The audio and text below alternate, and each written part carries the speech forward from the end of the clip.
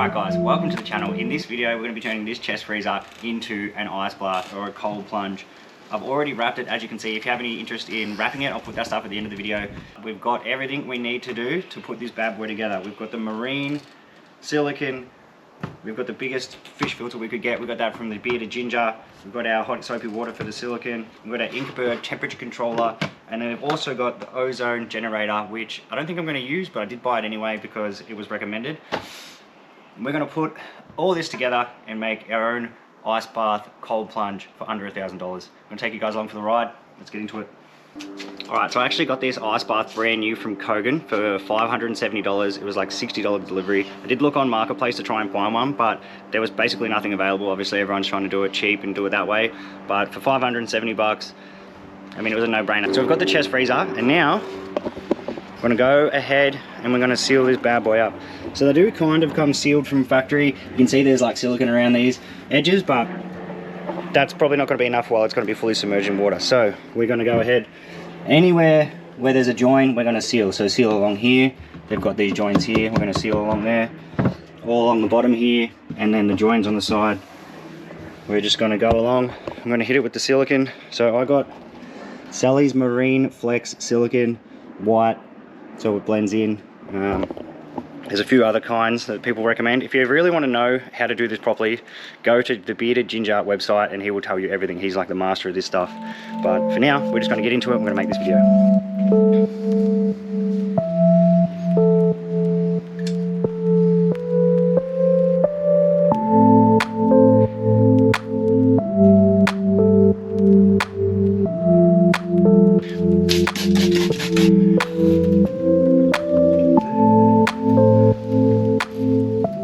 Alright, we've gone ahead and we've got everything sealed up. As you can see, silicone up the sides here, in all the corners, up the side here. Now, you could just stop here. So we've got, these chest freezers come with the drain. So we've got the drain here, and it comes out here. Some people say to silicone up the drain because it can leak, but we're not going to do that. We're just going to see if it works, because obviously I would rather have a drain than not. So we're going to see if that works, fill it up. Once it dries, we'll fill it up. So you could just stop here. This is really all you need. You've got the sealed chest freezer, you put water in it and it's good to go. But I wanted to do it properly. I wanted to do it all the way.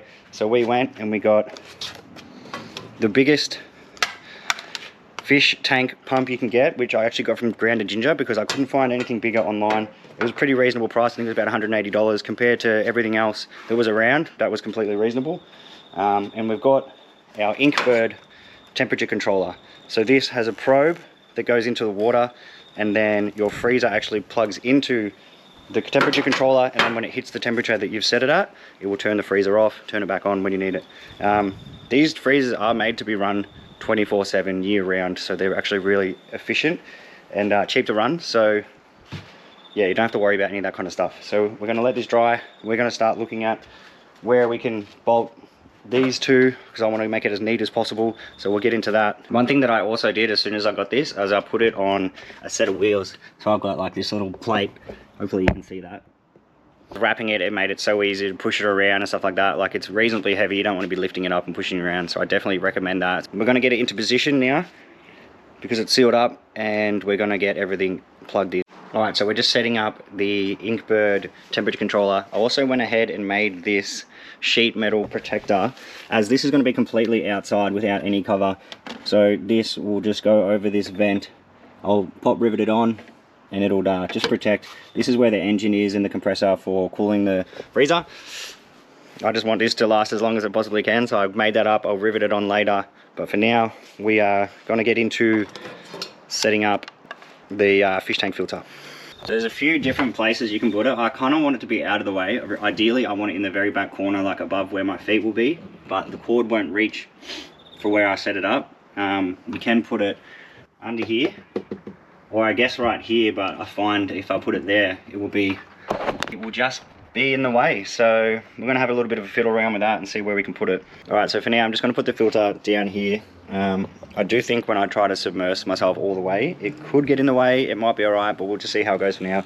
Obviously it's just on by suction cups, you can move it any way you want. And then we've got here, this is the temperature controller from the Inkbird, and that's running in next to it. That will sit in the water, and when the water gets to the temperature that is desired, it'll turn itself off. Now, we do have one more thing that I really just can't be bothered doing, but got this ozone generator, which is like recommended, just helps keep your water clean and like stop it from getting like algae and stuff like that. So you run the ozone generator from the plug, and then it plugs into your filter, and then your filter, I don't know, it circulates the water as well or some shit. We'll see, maybe at the end of the video, maybe we'll put that in, but for now, we're just going to stick to the basics and get this done. Alright, so we've gone ahead and we've set up the Inkbird temperature controller on the freezer. We've just used a random screw hole to put it on. Not a fully perfect setup, but for now it'll do. This is a little bit exposed, I'd like to cover that up. But to set this Inkbird, you plug it in, hold down the set button for 5 seconds, however, and it'll come up with, I think it's I don't know what this is, TS or some shit. And then you'll be able to set your temperature, and then, so like it's on 10 degrees right now because I've got it set.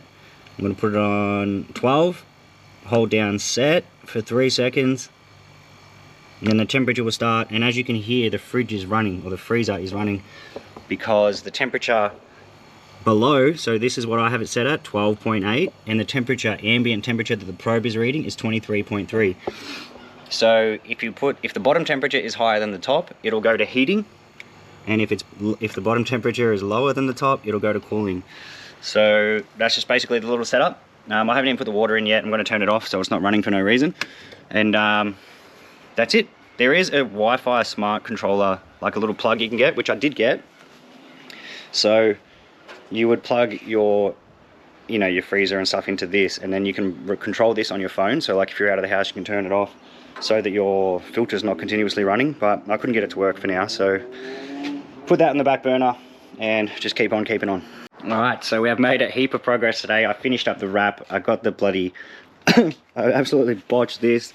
I got this installed. I just used some screws. As you can see, it's gonna protect all the shit on the inside. It's gonna protect all the shit on the inside from the rain.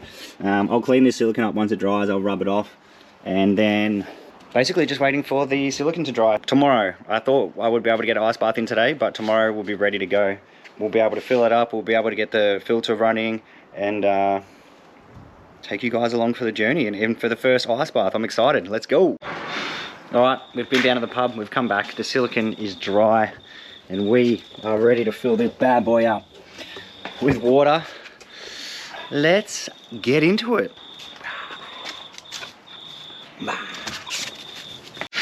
Alright, we're on. Hose is in. I'm probably going to fill it up to like here. Maybe 3 quarts or a bit less. Obviously, heaps of water is going to come out, or it'll fill up heaps. So, ambient temperature is 21. It's sitting at 12.8.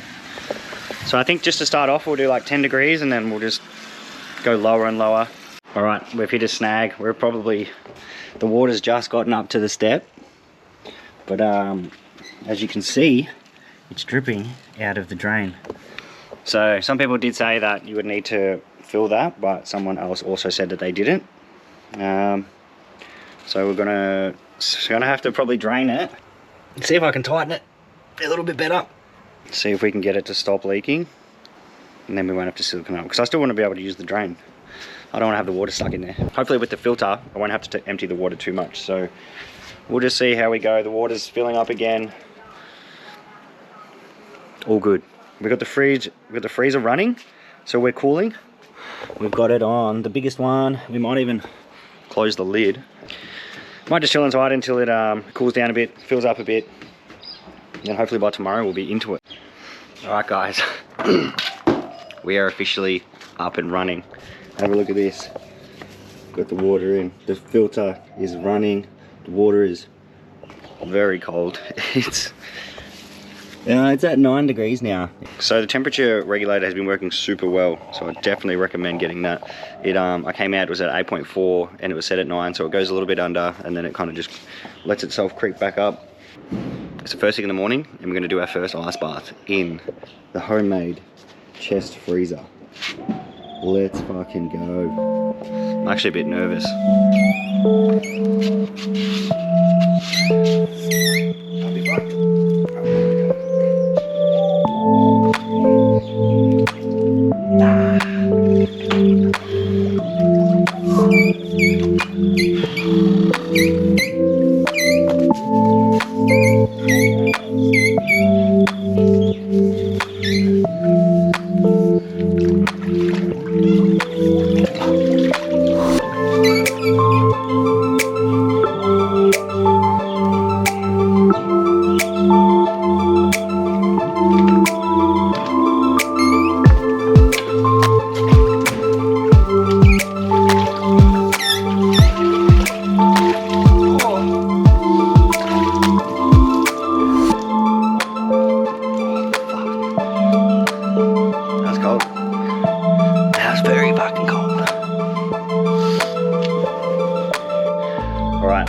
First one down, probably like a minute 10, minute 20 seconds.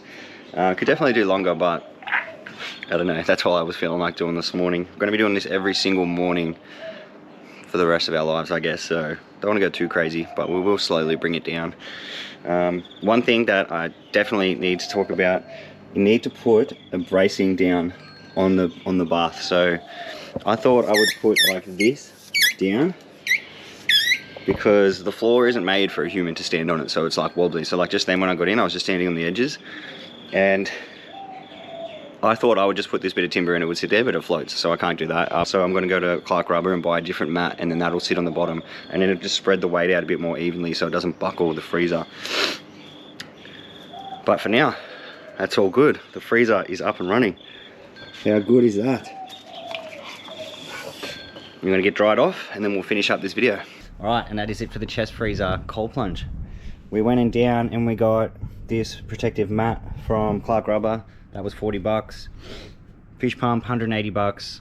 The Inkbird temperature controller was 80 bucks. And the freezer was 570 with like 80 bucks delivery. And there you go. Chest freezer, ice bath for under $1,000.